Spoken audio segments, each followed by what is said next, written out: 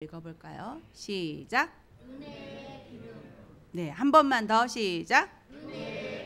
예, 오늘 제목 은혜의 기름을 이렇게 보시면서 여러분은 아마 오일, 이렇게 성경에 보면 기름이 많이 나와요. 구약 성경에 보면 특별히 제사장에게, 때로는 하나님의 기름 부음 받은 선택받은 자들의 선지자나 왕에게 하나님은 그 사람에게 어떤 일을 맡기실 때에 기름을 이렇게 부으시는 예식을 거행했어요. 그래서 저는 그 예식, 그런 걸 볼 때마다 과연 저게 좋을까? 그런 생각은 많이 해봐요. 이게 문화가 다르기 때문에 아니 저것이 그 기름이 이렇게 흘러내린다 그러면 과연 저거 이게 그 머리를 이렇게 생각해보고 옷을 젖을 때에 생각해보면서 그게 과연 기분이 좋을까? 그러나 이제 그 양을 비교해 보면 그 확실히 그 기름의 탁월함을 우리가 볼 수 있다고요. 이제 그 들이나 양에서 그 이상한 벌레들이 많은 그 초원에서 굉장히 괴로워하는 게 뭐예요? 파리나 곤충 때문에 양들이 굉장히 힘들어해요. 근데 그럴 때 해충을 퇴치하는 방법 중에 하나가 뭐예요? 기름을 바르는 거예요. 그러면 이 해충이 그 몸에 달라붙지 못하는, 아주 그 동물, 그 가축이나 그 양치는 목자들에게 있어서, 양에게 있어서 기름은 굉장히 좋은 거죠. 그래서 또한 이 성경을 아시는 분들도 오늘은 성령의 충만에 대해서 말씀하실 건가? 이렇게 우리가 유추해 볼 수 있어요. 그러나 오늘 여기에 기름은 바꾸어 말하면 기르는 거예요. 양육. 뭐라고요? 양육하는 거예요. 그래서 그냥 은혜의 기름 그러면 성령의 충만을 말씀하실까? 아니면 성령이 우리에게 어떤 하나님의 능력을 주시는 그런 기름 부음에서 말할까? 여러분 기대하셨다면 오늘 이거는 조금 언어의 장난일 수 있겠지만 우리를 은혜로 기르시는 하나님의 양육, 그래서 우리를 대하시는 하나님의 방식과 우리와의 관계에서 우리가 받아들여야 될 하나님의 마음에 대한 이야기입니다. 디도서는 누구에게 보낸 바울의 편지일까요? 디도 너무 어려워하죠. 마태는 누가 쓴 거예요? 그러면 다 아시죠? 마태복음. 예, 바울이 이제 AD 64년 로마 대화재 사건으로 이제 복음 1세대가 대거 희생을 당합니다. 왜냐하면 로마 황제가 그 로마의 거의 3분의 2가 타버린 그 화재의 책임을 기독교인들에게 돌려요. 자기의 책임을 전가하기 위해서. 그래서 이제 복음 1세대가 초대교회의 복음의 사명을 감당하다가 이제 많이 희생당하고 이제는 새롭게 길러진 복음 2세대가 젊은 그 지도자들이 세워지게 되는데 그때 바울은 목회 서신을 쓰게 됩니다. 그 편지의 수신자는 디모데와 디도입니다. 그래서 디모데전서 1장 2절에 보면 믿음 안에서 참 아들 된 디모데에게 편지하노니. 누구에게 편지하고 있어요? 디모데에게 편지하고 있어요. 또 디도서 1장 4절에면 같은 믿음을 따라 나의 참 아들 된 디도에게 편지하노니. 누구에게 쓰고 있어요? 예, 디모데와 디도, 믿음의 참 아들 된 그 두 사람에게, 젊은 복음의 2세대의 지도자들에게 이제 목회에 관한 자세한 지침을 편지를 통하여서 보내고 있습니다. 바울은 두 권의 편지 서두의 이름을 믿음 안에서 참 아들 된 디모데, 디도라고 부르고 있습니다. 우리는 바울의 서신에서나 사도행전을 통해서 디모데가 믿음의 아들 된 그것을 많이 알고 계세요. 맞아. 디모데는 맞아. 바울의 믿음의 아들이었지. 바울 선생님의 모든 행적에 디모데는 참 많이 등장해요. 그러나 디도는 성경 속에서 그리 자주 언급되지 않고 또한 디도서의 위치가 많이 부각되어 있지 않은 것 또한 사실입니다. 디도는 헬라인이었고 바울에게 복음을 전해받고 그리스도인이 되어서 안디옥 교회 성도가 되었습니다. 그리고 이후 바울과 바나바의 1차 전도 후 선교 보고를 위해서 예루살렘 공회가 이제 열릴 때에 파송한 사람 중에 한 사람이었습니다.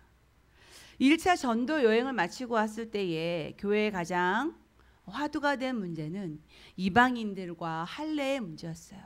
왜냐하면 할례의 문제는 이제 복음이 이방인들에게 전파될 때마다 그 사도들의 발목을 잡는 족쇄가 되었어요. 야, 너도 할례 받아야 돼. 우리 이스라엘 민족 봐봐. 우리 이스라엘 민족은 할례 받았기 때문에 하나님 자녀가 된 거야. 그러니까 너네 이방인들도 우리 교회 안에 들어오려면 너네들도 우리처럼 할례를 받아야 돼. 할례도 못 받던 것들이 무슨 하나님의 자녀라 그래.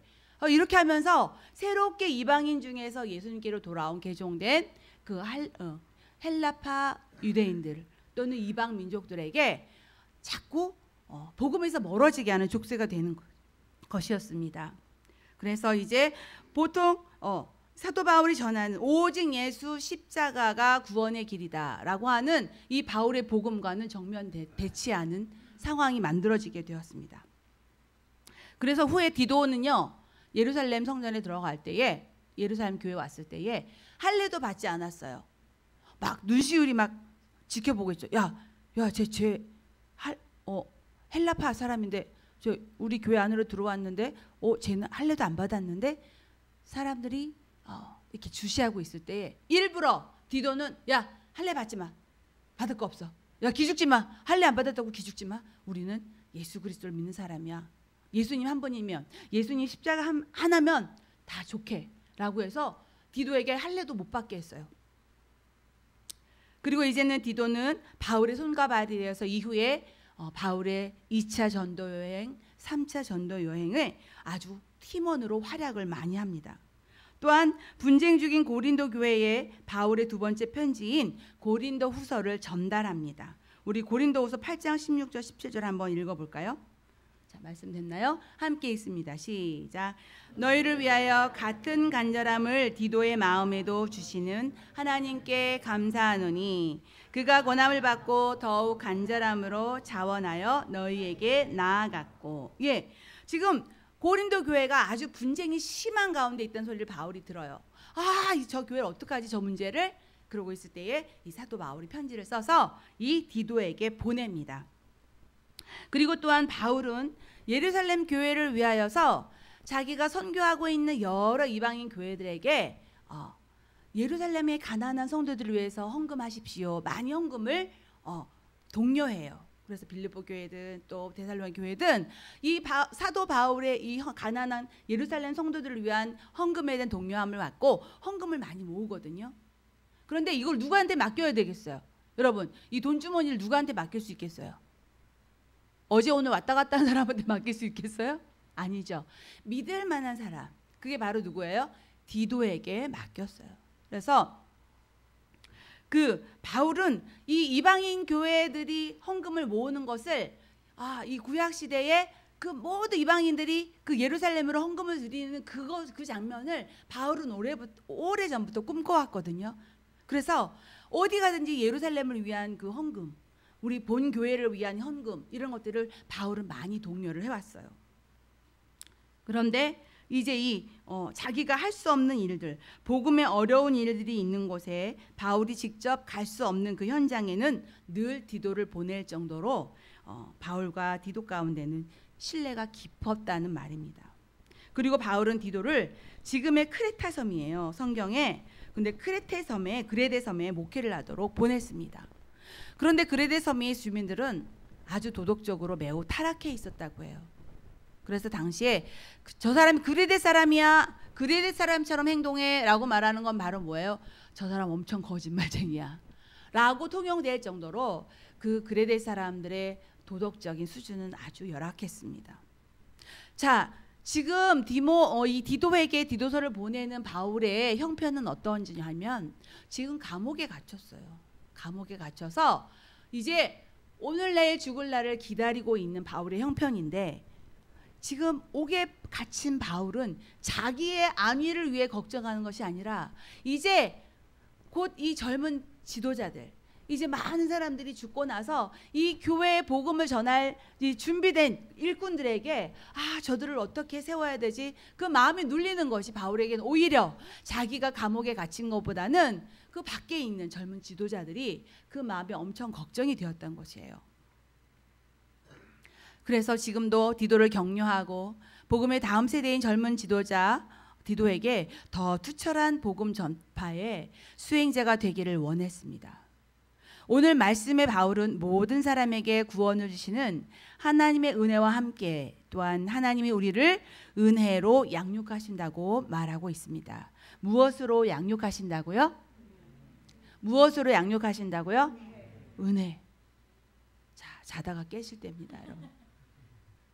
에베소서 2장 8절에 너희는 그 은혜에 의하여 믿음으로 말미암아 구원을 받았으니 이것은 너희에게 난 것이 아니요 하나님의 선물이라. 우리의 구원은 먼저 하나님의 은혜요 선물입니다. 아멘. 네, 기독교는 은혜의 종교입니다. 무엇의 종교라고요?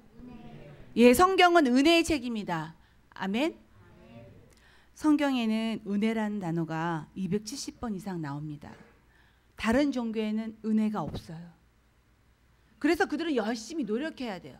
정한수 떠놓고 아침부터 지극의 정성을 들이고. 그러나 기독교는 은혜의 종교이기 때문에 성도는 하나님의 은혜로 살아야 합니다. 무엇으로 살아야 합니까? 네, 우리 고든 맥도날드라는 사람이 이런 말을 했어요. 웬만한 일에는 세상도 교회 못지않게 교회보다 낫다. 어떤 부분에 있어서는. 그죠? 집을 지어주고, 우리 교회는 집은 못 지어줘 봤어요. 우리 교회는 집은 못 지어봤어요. 어떤 사람은 가난한 자를 먹여주고, 또 아픈 사람 병원에 가면 또 병원에 고쳐주죠. 그런 일들은 굳이 그리스도인이 아니어도 할 수 있다. 집을 지어주고 가난한 자를 먹이고 아픈 애를 고쳐주고, 그죠? 그런데 세상이 못하는 일이 하나 있다. 그것은 세상은 은혜를 베풀 수 없다. 이렇게 말했어요. 그거 정말인 것 같아요. 세상엔 은혜가 없어요. 공짜가 없어요. 공짜가 없어요. 이 말은 교회만이 할 수 있는 절대적인 사명을 지적한 말입니다. 하나님의 은혜는 교회 밖에서는 찾을 수 없는 것입니다. 동의하십니까? 세상 밖에는, 교회 밖에는 하나님의 은혜를 찾을 수가 없는 것입니다. 그 은혜에 대한 갈망함이 사람들이 교회를 찾는 이유이기도 합니다. 그리고 우리 등대교회를 통해 만났던 여러 성도들의 신앙적 갈등, 인생의 문제점들을 들다 보면 어떤 한 문제에 봉착하게 됩니다.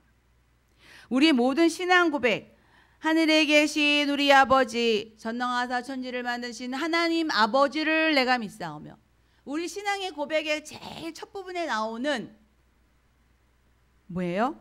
우리의 주 되신 아버지, 그 첫 소절부터 걸리는 거예요. 어디에 걸리나 보니까 뭐에 걸려요? 아버지. 아버지에 걸리더라 이거예요. 아버지. 아버지의 부재나 아버지의 폭력, 가정을 책임지지 못했던 무능력함, 이런 것들이 그 아버지에게 있는 어떤 친근함이나 애정관계가 형성되지 못한 채로 성인이 되어버려서 하나님을 아버지라고 부르는 우리의 신앙 고백이 어떤 그 따스함, 그리고 어떤 선한 것, 어떤 좋은 것의 이미지와 연관되지 못하는 어려움이 있더라는 것입니다. 우리 교인 중에 어떤 분은 아버지가 강남의 수백억 부자였어요. 근데 돈이 최고예요. 그래서 몸 아프고 돈 못 벌고 그냥 아무 영향력이 없는 이 자녀가 싫은 거예요. 자기 재산은 수백억 원대인데. 그냥 자기 자녀가 아니라 그냥 돈 갉아먹는 벌레야. 그렇게 무참하게 무시를 하더라고요. 자기 자식인데. 자녀가 죽을 지경이 돼도 저놈은 틀렸어. 돌아보지 않더라고요. 또 어떤 아버지는 알코올 중독으로 자신의 자녀를 그 돈 몇 푼에 식당에 맡긴 거예요. 그냥 아들 하나 딸 하나. 아들은 어떻게 그럴 수 있을까요? 아버지가 아들 하나 딸 하나 4명인데 엄마가 맡은 아들하고 딸은 잘 어떻게 붙어 있었어요. 엄마는 아팠는데. 근데 이 아버지가 맡은 아들하고 딸은 행방을 몰라. 행방을. 그래가지고 어떻게 하다 이 아들이 우리 교회 왔어요. 근데 호적도 없어. 초등학교는 다녔는데 호적이 없어. 옛날에는 이제 막 애들이 많을 때니까 그 이제 호적을 잘 정리 안 하고 일단 학교에 이제 와라 해가지고 학교 다녔는데 호적이 없어진 상태로 50년 넘게를 사신 거예요. 그래가지고 30-40년을 형제간에 생이별을 하고 나중에 어렵게 형제간을 만나는 분도 보았습니다. 또 때로는 아내와 자녀에게 분풀이하듯 폭력을 휘두른 아버지도 계셨어요. 또 어떤 성도는 아버지가 너무 무능력해서 자녀들이 여기저기 흩어져서 어려서부터 남의 집살이를 하면서 눈칫밥을 먹고 살았던 그런 분들의 사연들 저희가 알게 되었습니다. 그럼 제가 좋아하는 김창욱 교수님 여러분들 잘 아시겠죠? 예. 외국 엄마, 한국 엄마 일화가 있잖아요. 외국 엄마는 아이가 어느 날 갑자기 그릇을 깼어요. 쨍그랑 깼어요. 근데 외국 엄마는 뭐라 그래요? 외국 엄마는 영어로 못하죠. Are you okay? 이런다는 거예요. 어머, 얘 너 다친 데 없니? 괜찮아? 괜찮아, 괜찮아. 이 그릇은 엄마가 치울게. 너 괜찮니? 그렇게 이야기함으로써 넌 나에게 정말 소중한 존재야 라는 것을 엄마가 이렇게 보여준대요. 근데 이제 이 교수님의 엄마는 어떻게 했다 그래요? 아이가 결국 깼어요. 그랬더니 뭐라 그래요? 다 깨불어라, 다 깨불어, 이 오사랄로마 이러면서 그래서 그 교수님이 그랬대요. 나는 분명히 우리 엄마는 바뀌었을 거야.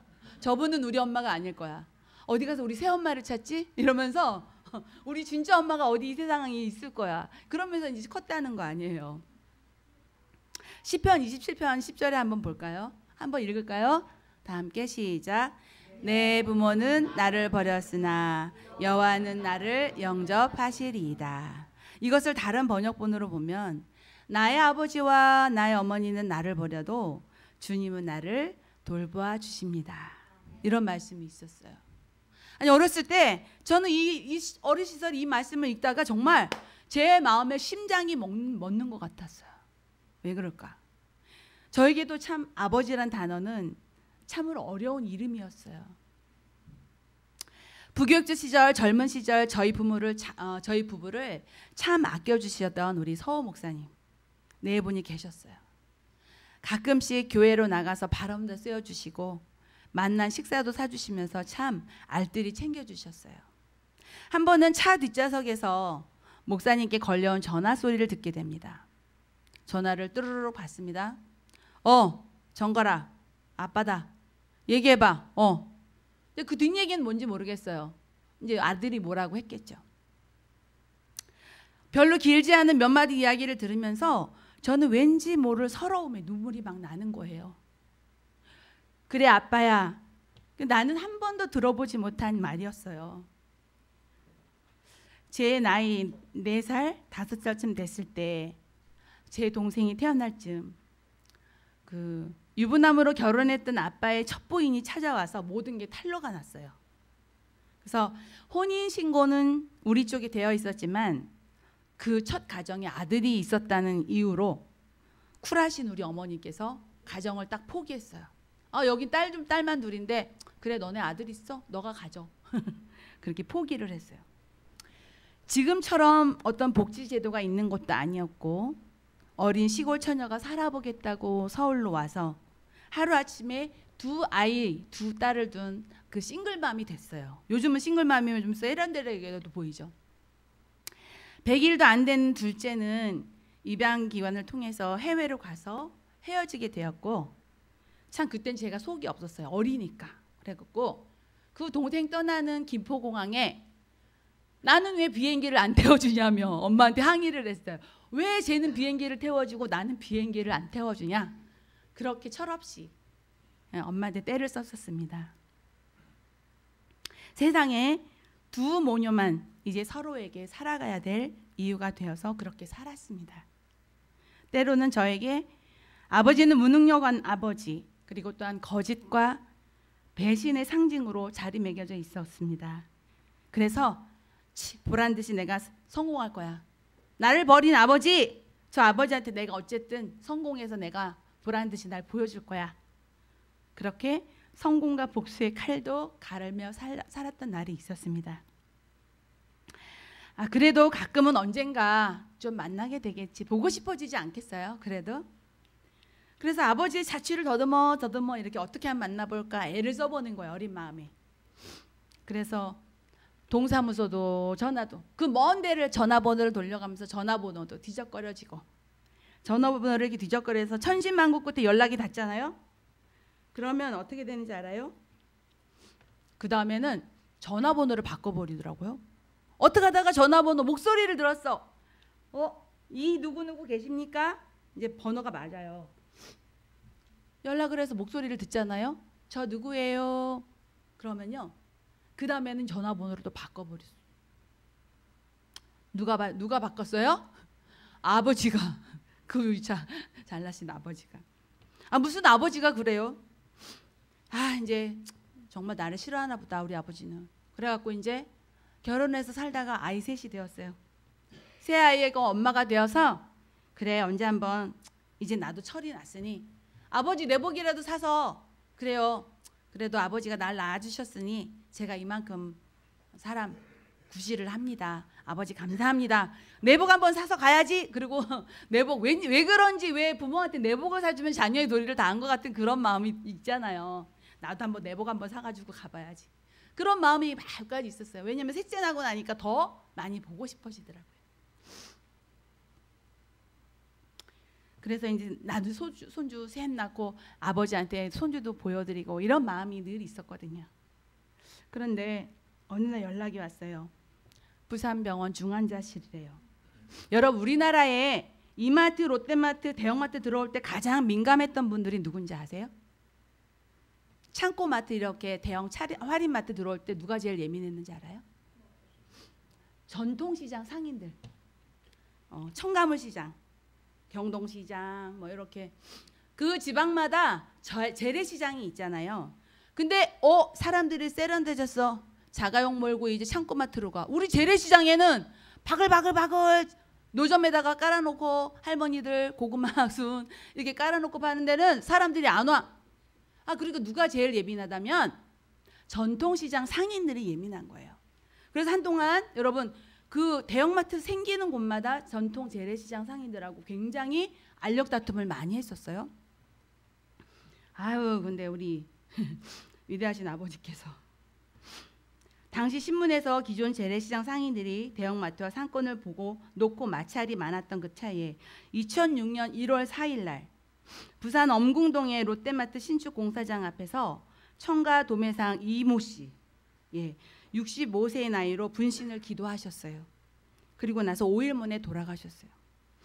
지금도 뉴스 기사의 기록엔 누구가 핸드폰으로 그날 영상을 찍어서 올려놓은 기록이 있어요. 막 불에 활활 타는 게 보이더라고요. 그게 그냥 뉴스인 줄 알았어요. 누가 또 저렇게 속상하셔서 저 상인이 저렇게 좀 참지. 근데 그게 내 아버지일 줄은 몰랐죠. 그렇게 찾아가도 그렇게 가는 시간 속에서도 볼 수 없는 아버지가 이제 온몸에 붕대를 감고 계시더라고요. 제 혼수 상태에 계신 아버지의 손을 잡고 아버지 저 소영이에요. 들으실지는 모르는 귀에다가 아버지 예수님은 아빠를 사랑하셔요. 그냥 오래 말을 할 수도 없었어요. 그렇게 너무 복잡한 감정이 막 나오는 거예요. 이건 미워할 수도 없고 오랜만에 만나긴 했는데 내 목소리를 듣는 것도 아닌 것 같고 그런 복잡한 감정 속에서 그냥 기도해드리고 나오는 게 제가 할 일이었어요. 여러분의 아버지는 어떠셨나요? 이제 기억이 안 나실 수도 있어요. 이 나이에 무슨 아버지냐고 하실 수도 있지만 많이들이 인생의 첫 만남 부모에 대한 상처와 아픔을 가지고 있더라고요. 전에 우리 성도들과 함께 관람했던 우리 극단 광야의 뮤지컬 아바를 한번 봤었는데 자신의 만족을 위해 아버지를 떠나는 작은 아들, 늘 아버지 곁에 있는 큰아들, 그리고 아들을 기다리는 아버지의 이야기, 동시에 하나님의 말씀을 대하는 선지자이면서도 하나님 말씀에 불순종해 명령하신 니느웨와는 반대로 다시스로 달아나는 북이스라엘 선지자 요나가 그 다시스로 가는 배 안에서 만나게 되는 그런 이야기가 무대에 올려지더라고요. 하늘 아버지의 마음을 모른 채 자신들이 설정해 놓은 아버지만을 인정하려는 두 인물의 이야기는 오늘날 우리의 자화상이기도 합니다. 그 극단의 대표 목사님은 이 뮤지컬 아바를 통해 한국 교회의 잃은 양과 또 교회를 안 나가는 가나안 성도라고 그러죠. 안 나가 가나안 가나안 성도들이 아버지 품으로 돌아오기를 기대한다라고 그렇게 소감을 밝히셨더라고요. 여러분 은혜를 다른 말로 표현하면 저는 제가 제 방식대로 표현하는 은혜가 있어요. 한번 따라해 볼까요? 제가 아는 은혜는 왠지 다시 한번 따라해 봅시다. 왠지? 왠지? 예, 쉽게 표현하면 하나님의 은혜는 왠지예요. 그거 왠지 모르게 믿어져. 그거 왠지 모르게 오늘은 교회를 가고 싶네. 그 오늘은 왠지 모르게 전에 들었던 말씀, 그때는 안 믿어지고 그렇게 마음에 오지 않았는데 오늘은 왠지, 어떤 개그맨은 오늘은 왠지를 시작하는 자기 유행을 만든 사람도 있었어요. 제가 생각하는 은혜는 그거예요. 왠지 믿어져. 여러분, 사고 당했다고, 건강 잃었다고 해서 다 주님을 찾나요? 안 그래요. 사업 망해서 이제 막 빚더미에 오르고 모든 것에 빨간 딱지가 붙고 내가 왜 살아야 가지? 라는 그 삶의 절박함, 그 벼랑 끝에서 모든 것을 놓아버리고 싶은 상황은 어느 누구도 만날 수 있어요. 그러나 그 상황에서 주님께 나오는 거는 모두는 아니더라고요. 여러분, 간혹 그런 생각 안 드셔요? 하나님, 왜 저죠? 왜? 하고 싶은 대로 내 맘대로 살다가 이 지경 냈는데 왜 접니까? 왜 하나님 날 부르신 거죠? 뭐 하나 주님께 드릴 것 없는데 그 변변치 않은 이 모습으로 왜 이제서 주님 나를 부르셨죠? 왜 저죠? 자, 옆에 계신 분 이쯤에 한번 봐주세요. 옆에 앉으시. 이 사람 왜 나와 여기 있지? 자, 옆에 앉아 계신 분들을 보면은 속으로 그럴 거예요. 어디 진짜 골라도 와, 그죠? 바로 저에게 하는 소리예요. 진짜 하나님 좀 믿는 사람, 배운 사람, 잘생긴 사람, 좀 이렇게 생각도 이런 사람 봐 부르시지 어떻게 이렇게 골라도 이렇게 너무 멋진 분들을 불러셔. 예, 저에게 하는 소리입니다. 하나님을 알고 믿고 나니 내 부모는 나를 버렸어도 전에는 안 그랬어요. 내 부모는 나를 버렸어. 두 손 불 끈지고 이 왼수를 어떻게 갚아야 돼 이러면서 두 눈 바짝 뜨고 두 주먹 발짝 쥐고 내가 정신 바짝 차려야지. 그래서 여러분, 제가 얼마나 그랬는지 알아요? 두 주먹 불 끈지고 저의 한 면을 내가 보여드릴게요. 저도 사춘기 때 학생 다닐 때 뭐 저 좋아한다고 하는 사람 있었겠어요, 없었겠어요? 감사해요. 네, 감사해요. 없었겠어요? 그러면 저 굉장히 무안할 뻔했어요. 근데 있었어요. 어느 날 남자친구가 야, 너 나랑 한번 사귀어 볼래? 교회 친구였거든.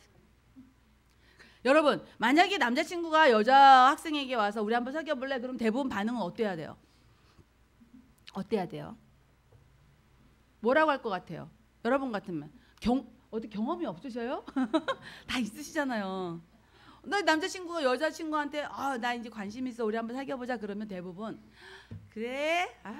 진짜 얘들 보는 눈이 있어가지고 막 이렇게 하든지 아니면 너 좀 눈 높다 뭐 이렇게 하든지 아니면 좀 튕기든지 그래야 되잖아요. 근데 제가 그날 뭐라고 했냐면 너무 아이러니, 지금 생각해도 참 나는 여자가 아니었어요. 그래? 그러면 우리 있잖아 이제 무한한 거죠. 약간 무한하면서 이번에 좀 있으면 중간고사지? 우리 중간고사 때 누가 성적 잘 나오나 우리 한번 내기해보자. 여러분, 이게 지금 이해가 가요? 이 남자친구가 남학생이 여자에게 나 너한테 관심 있어 우리 좀 잘 사귀어보자 그러는데 너무 이렇게 두 주먹 불 켜지고 사는 게 이게 삶에 이게 반영된 거예요.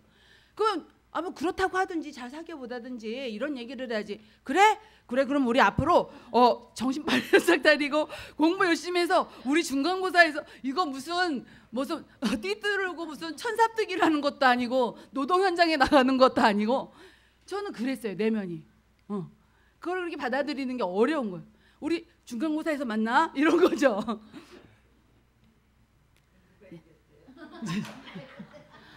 그 친구는 공부 별로 못했어요. 저는 그때 집, 학교, 교회밖에 이거 트라이앵글이에요. 저는 절대 집하고 교회 이거밖에 모르거든요. 절대 공부를 못하는 애니까 제가 그런 얘기를 또 했나 봐요. 하나님 알고 믿고 나니까 내 부모는 나를 버렸어도 이제는 어떻게 돼요? 괜찮다. 살아보니 그들도 약한 인간이었던 거예요. 어떤 폭력이나 그렇다고 해서 내가 그 아버지를 막 무조건 용서하고 막 다 용서해야 돼 이거는 아니에요. 내가 어떤 죄를 잘못을 그냥 덮어주다 이건 아니에요. 그러나 그분도 그렇게 살고 싶었겠어요? 그렇게 무책임한 아버지로 되고 싶었었겠어요? 술만 먹으면 고주망태로 막 자식 때리고 와이프 막 때리고 이게 자기들 본심이었겠어요? 그러진 않았을 거예요. 근데 그분들도 자기는 그렇게 살고 싶지 않은데 그게 자기 마음대로 안 되는 것이 있었다는 얘기예요. 그런 그들도 나약함을 가지고 자기 의지에 상관없이 망가지고 자녀나 타인의 삶을 망가뜨렸던 본성을 용서할 정도의 그 단단함이 뒤에 빽이 계시니까, 내 뒤에 하나님 아버지가 계시니까 그 든든함이 내 마음에 생기더라는 거예요.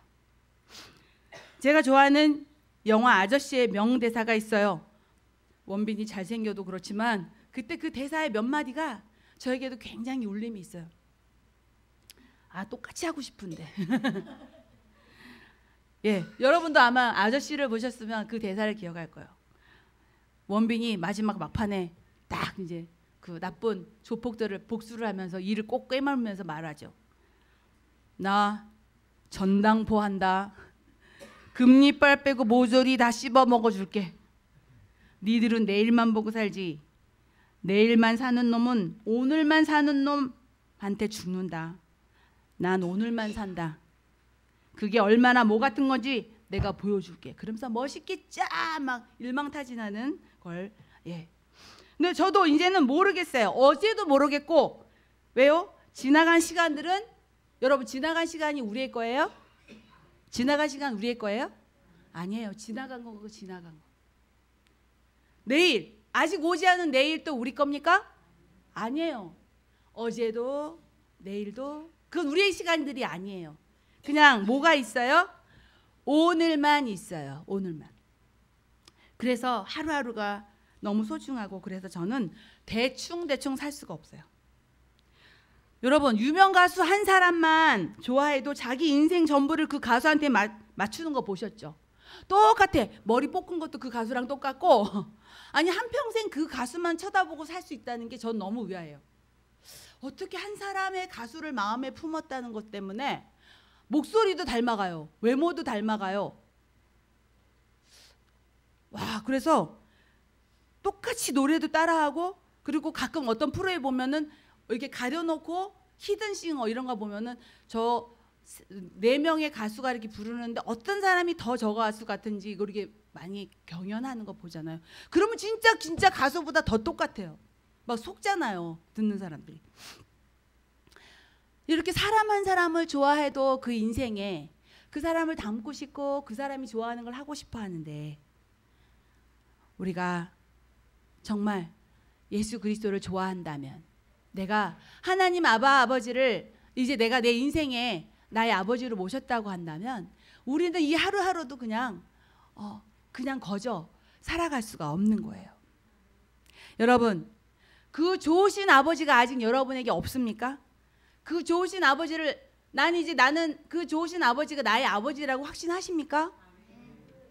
아직 그 좋은 아버지가 여러분의 아버지가 아니라면, 여러분 이제는 그 좋은 아버지를 여러분 마음 안에 모시기를 원합니다. 그분은 세상에서 가장 좋으신 우리 아버지시고 우리가 신뢰할 만한 분이시며 자기 아들까지 아끼지 않고 우리를 내어주심으로 구원의 은혜를 베푸셨고 그 은혜로 우리를 기르시는 아버지신 것입니다. 우리의 새아빠를 소개합니다. 아멘? 예, 우리 새아빠, 우리 아바 아버지 찬양 한번 띄워주세요. 나 이 찬양이 너무 좋아요. 아바 아버지. 우리 함께 아버지 주님 나를 그렇게 안아주시고 왠지 모를 그 어려운 가운데서 지금까지 나를 도와주신 그 아버지 감사합니다. 찬양 함께 하겠습니다.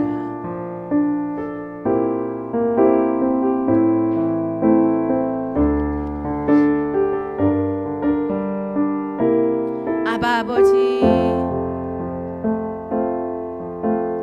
아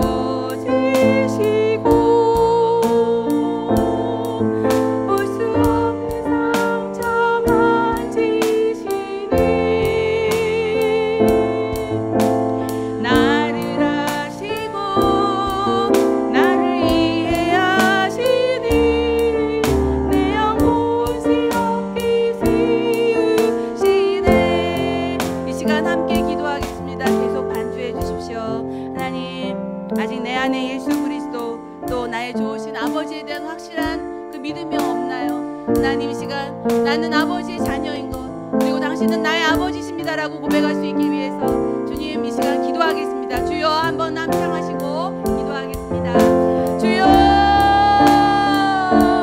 아버지, 아버지 하나님, 하나님 우리의 좋으신 아버지, 그 아버지가 하나님 우리 인생에 아직도 주님을 나의 아버지로 고백하지 못하는 연약한 심령이 있다면 오늘 우리를 만나 주옵소서. 하나님 그 누구도 아닌 나의 아버지 되셔서 나의 모든 인생 가운데 지금까지 우리를 보호하시고 인도하셨던 그 아버지를 나의 아버지로 부를 수 있는 우리 모두가 되기를 원합니다. 하나님 그 아들까지도 하나님 아끼지 아니하시고 우리 죄를 위해 십자가에 보내신 그 아버지, 신실하신 아버지를 우리 오늘 시간 주의 우리 마음 가운데 다 믿고 영접할 수 있도록 하나님 도와주소서. 오늘 예수 그리스도의 이름으로 우리를 자녀 삼으시고 그 은혜로 말미암아 구원을 주시고 이제 또한 그 은혜로 말미암아 우리를 양육하시는 좋은 아버지 되신 것을 우리 마음 안에 이제 믿어지게 하시고 이제 우리를 떠나지 않으시고 내가 너를 포기치 아니하시겠다 말씀하신 그 약속 가운데 우리의 삶이 이제 소망이 있게 하시고 하나님의 열한 굳건함으로 하나님 이 세상 가운데서 주님의 열악하신 일들을 그 길들을 걸어가며 주님의 자녀로 살아가며 승리하도록 도와주옵소서. 예수님의 이름으로. 하나님 아버지 감사합니다. 하나님 이전에 알지 못하고 하나님 우리를 하나님 이제토록 기다리셨던 그 아버지께로 우리의 마음을 돌이키기를 원합니다. 하나님 그 많은 사랑 가운데 하나님 미약하고 연약한 우리들을 하나님의 자녀로 불러주셨습니다.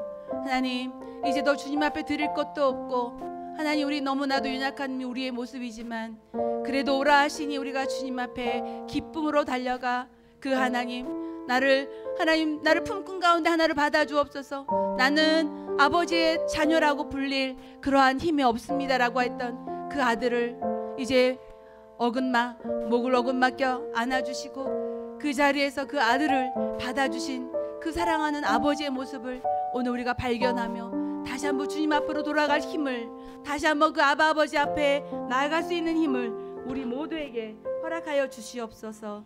감사드리며 예수님의 이름으로 기도드립니다. 아멘. 우리 함께 찬송가